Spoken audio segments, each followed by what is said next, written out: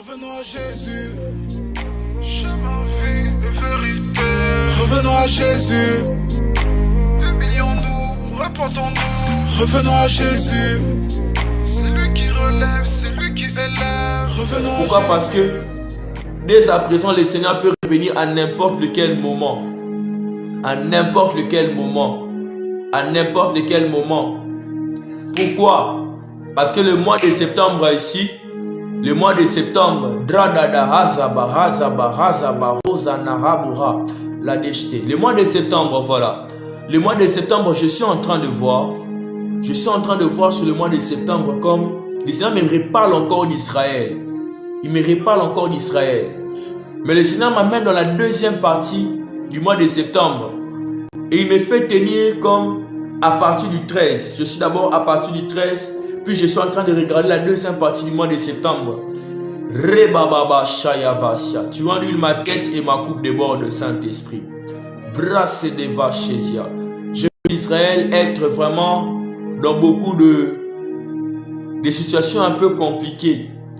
Il y a ce qu'on appelle une expression française là qu'on appelle, j'ai pris le Seigneur de me rappeler cette expression pour pouvoir donner ces messages.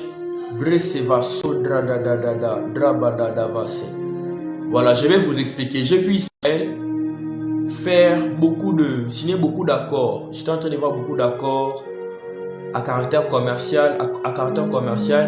J'ai vu, thank you Jesus. J'ai vu ce qui avait commencé vers la fin de l'année passée, les réconciliations avec certains États, la reconnaissance de certains États. J'ai vu cela à partir de ce mois de septembre comme refaire surface. Mais j'ai aussi vu ceci. On était comme en train de me montrer une main. Une main qu'on était en train de tendre à Israël, mais j'étais en train de voir on enlever les pouces. Il n'y avait que 4 doigts, mais on enlevait les pouces. J'ai pris le Seigneur pour l'interprétation de ce message. Maspro de Devali à Douglas, il faut beaucoup prier pour Israël. Il y aura beaucoup d'accords commerciaux, beaucoup de bonnes nouvelles économiques, mais l'ennemi va jouer sur deux aspects très importants, l'aspect de la santé et l'aspect de la sécurité. Il va jouer sur cela. Et parlant d'Israël, il y a 2 jours passés, j'ai eu un songe. Dans ce songe, j'étais en train de voir des grands heurts, des jets de pierres dans les frontières d'Israël. Ce n'était pas seulement la frontière avec la Cisjordanie, côté palestinien, mais j'ai aussi vu des jets de pierres, même du côté du Liban. Mais c'était comme, ça commençait comme par des jets de pierres, ça commençait à devenir des grands incendies. J'étais en train de voir ça allait même avec des tirs, des missiles, des roquettes, tout ça. Et j'ai vu une bonne partie d'Israël qui était dans les flammes.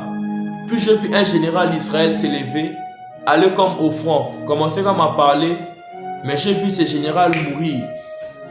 J'ai vu cette autorité mourir. Et j'ai vu Israël être en deuil. Et après ça, j'ai vu les choses étaient tellement devenues compliquées que le Saint-Esprit dans le songe, il m'a dit ceci.